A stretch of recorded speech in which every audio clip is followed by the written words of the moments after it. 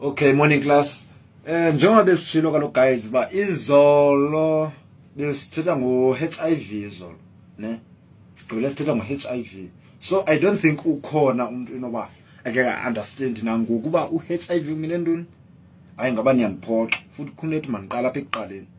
Khalt HIV stands for Kubeza. HIV stands for yo kodwa sekaniphakamise nje. Yo. Kaloku ndiyakuchonga mina mfundi, ndiyakuchonga. Andikubuzi uba uphakamiselene okanye ubutheni. Ndiyakuchonga ubu-HIV umele ntoni. Hayi hayi. Namani mazi sebe umele ntoni, mhlawumbi akanandawo ohlala. So into yazo kugeza izapha. Izapha. Dala ndithetha ngawo principal. Khongozela.